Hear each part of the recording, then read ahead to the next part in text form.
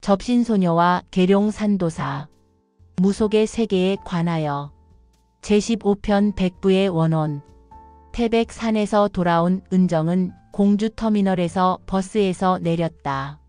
집까지는 마을버스를 타고 가야 했는데 시간이 좀 남아서 터미널 주변을 둘러보기로 했다. 그런데 터미널 광장 한쪽에 사람들이 둥글게 모여 있었다. 무슨 일인지 궁금해서 다가가 보니 가운데에 한 여성이 바닥에 누워 있었다. 어머, 저 사람 괜찮나? 119 불렀어요. 벌써 불렀는데 아직 안 와요.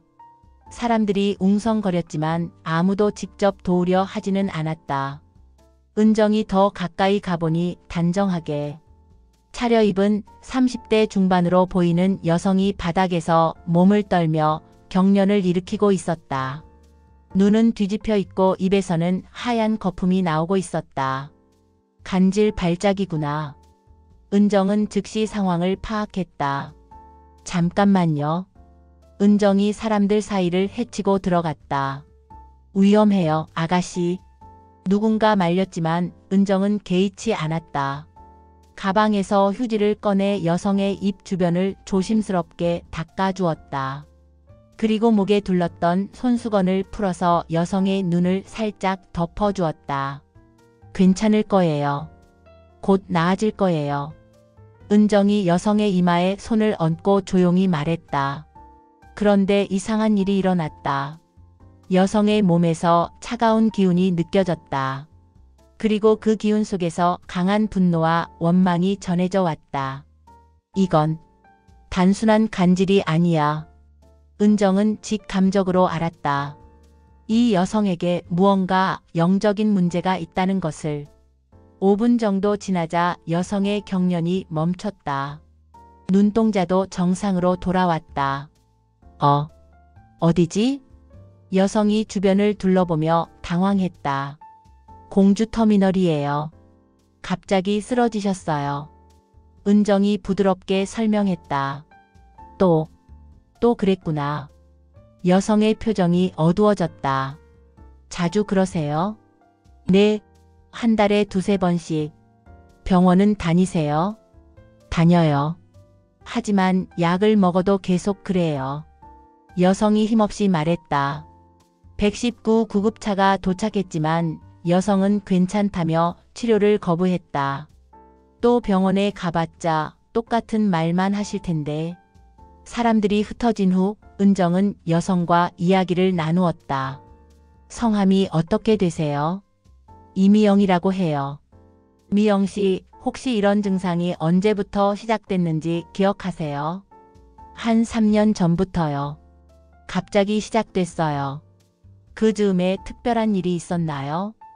미영이 잠시 생각하더니 고개를 저었다. 별다른 일은? 그때 아버지가 돌아가셨어요. 아버지가요? 네, 폐암으로. 그 후로 집안이 많이 힘들어졌어요. 은정은 뭔가 연관이 있을 것 같았다. 미영 씨, 괜찮으시다면 저희 집에 가서 좀 더 자세히 이야기해봐요. 네? 왜요? 제가 그런 문제를 도와드릴 수 있을 것 같아서요. 무슨 일 하시는데요? 상담사예요. 특별한 경우의 상담을. 은정이 애매하게 말했다. 무당이라고 하면 거부감을 가질 수도 있으니까. 정말 도움이 될까요? 병원에서도 못 고치는데. 한번 시도해 볼 만해요. 어차피 잃을 것도 없잖아요. 미영이 고민하더니 고개를 끄덕였다. 그럼 부탁드릴게요. 두 사람은 함께 마을버스를 타고 중장리로 향했다. 버스 안에서 미영이 자신의 이야기를 더 들려주었다. 저희 아버지가 돌아가시기 전에 이상한 말씀을 하셨어요. 어떤 말씀이요? 형님이 꿈에 나타나서 함께 가자고 한다는. 형님이요? 네, 저희 아버지 형이 한국 전쟁 때 돌아가셨거든요. 전쟁에서요? 네, 국군으로 참전했다가 전사하셨대요. 그런데 시신도 찾지 못했다고 해요. 은정의 머릿속에 뭔가 연결되기 시작했다. 그 형님 이름이 뭐예요? 이준영이요. 저희 아버지가 이용근이셨고요. 아버지가 돌아가시기 전에 그런 말씀을 하셨다고요? 네, 계속 형님이 부른다. 형님이 기다린다고 하시더라고요. 그리고 아버지가 돌아가신 후에 미영 씨에게 이런 증상이 생긴 거군요. 맞아요. 신기하게도 그렇게 됐어요. 미영이 고개를 끄덕였다. 연꽃 땅에 도착한 미영을 할머니가 맞이했다. 어서 와라. 할머니, 이분이 미영 씨예요. 도와드려야 할 것 같아서 모셔왔어요. 할머니가 미영을 보더니 고개를 끄덕였다. 그래, 이분한테 무언가 붙어 있구나. 붙어 있다고요? 미영이 놀랐다. 무서워하지 마라. 나쁜 건 아니야.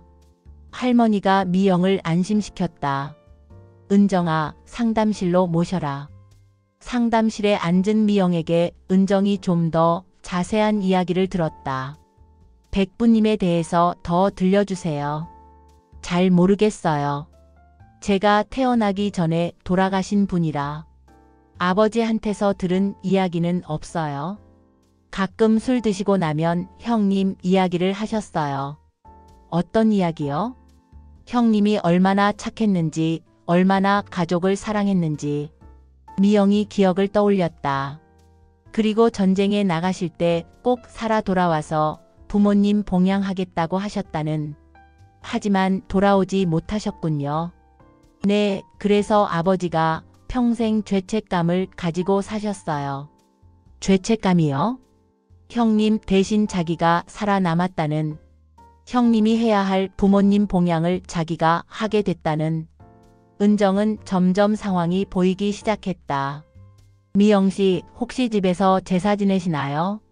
네, 아버지 제사는 지내는데 백부님 제사는 못 지내요. 왜요? 정확한 기일을 모르거든요. 그냥 실종됐다고만. 은정은 이제 확신이 섰다. 미영씨, 제가 보기에는 백부님이 아직 이승에 머물러 계신 것 같아요. 네? 전쟁터에서 억울하게 돌아가셨는데 제대로 천도가 안 된 거죠. 그래서 제가 이런 병에? 네, 백부님이 가족들에게 자신의 존재를 알리려고 하시는 것 같아요. 미영이 무서워했다. 그럼 어떻게 해야 해요? 백부님의 한을 풀어드려야 해요. 어떻게요? 일단 백부님과 직접 대화해 봐야겠어요. 은정이 미영의 손을 잡았다. 무서워하지 마세요. 백부님은 미영 씨를 해치려는 게 아니에요. 그럼 지금 저한테 붙어 계신 건가요? 붙어 있다기보다는 가까이 계신 거죠. 은정이 주변을 둘러봤다. 분명 어딘가에 계실 텐데. 백부님 계시면 나타나 주세요. 은정이 조용히 말했다. 미영이가 너무 고생하고 있어요. 무엇을 원하시는지 말씀해 주세요. 잠시 후 방 안의 온도가 떨어지기 시작했다. 미영이 몸서리를 쳤다. 괜찮아요. 백부님이 오시는 거예요. 은정이 미영을 안심시켰다. 그리고 희미한 형체가 나타나기 시작했다. 30대 초반으로 보이는 남성이었다. 군복을 입고 있었는데 피투성이었다. 백부님이세요? 은정이 조심스럽게 물었다. 누구냐? 누가 나를 부르는 것이냐? 쉰 목소리였다. 저는 은정이라고 해요. 미영이를 도와주려고 하는 사람이에요. 미영이. 미영이가 어디에? 여기 있어요. 은정이 미영을 가리켰다. 이 아이가 미영이냐? 이렇게 컸구나. 백부의 영혼이 미영을 바라보며 눈물을 흘렸다. 미안하다. 미안해. 왜 미안해 하세요? 내가 때문에 이 아이가 고생하고 있구나. 백부가 괴로워했다. 백부님, 무엇 때문에 이승에 머물러 계신가요? 나는 억울하다. 어떻게 억울하신데요? 전쟁터에서 죽었는데 아무도 내 죽음을 기억해주지 않는다. 백부의 목소리에 깊은 한이 서려 있었다. 부모님도 모르고 동생도 모르고 나는 그냥 사라진 사람이 되어버렸다. 그래서 가족들에게 알리려고 하신 거군요. 그렇다. 나도 이 가족의 일원이었다는 것을, 나도 이 나라를 위해 목숨을 바쳤다는 것을. 미영이 울기 시작했다. 백부님, 몰라서 죄송해요.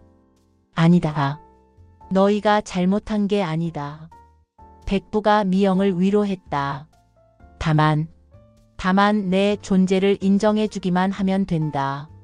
어떻게 하면 될까요? 은정이 물었다. 제사를 지내달라. 하지만 정확한 기일을 모르는데요. 기일은 중요하지 않다. 마음이 중요하다. 백부가 말했다. 그리고 나를 기억해달라. 어떻게요? 가족 사진에 나도 포함시켜달라. 백부의 소원은 단순했다. 가족의 일원으로 기억되고 싶다는 것이었다. 알겠어요. 미영 씨가 그렇게 해드릴 거예요. 은정이 미영을 바라봤다. 네, 당연히 해드릴게요. 미영이 눈물을 닦으며 말했다. 백부님, 앞으로 매년 추석 때 제사 지내드릴게요. 그리고 사진도 아버지 사진 옆에 모셔놓을게요. 고맙다. 정말 고맙다. 백부의 얼굴이 밝아졌다. 이제 마음이 편해진다.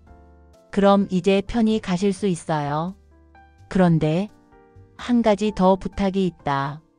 뭔가요? 용근이, 내 동생을 만나고 싶다. 하지만 아버지는 이미 돌아가셨는데요. 미영이 말했다. 알고 있다. 하지만 잠깐만이라도. 백부가 간절히 부탁했다. 은정이 고민했다. 돌아가신 분을 불러오는 것은 쉬운 일이 아니었다. 한번 시도해 볼게요. 은정이 조용히 기도하기 시작했다. 이용근 어르신, 형님이 부르고 계세요. 마지막으로 한 번만 만나게 해주세요. 잠시 후 또 다른 기운이 느껴졌다.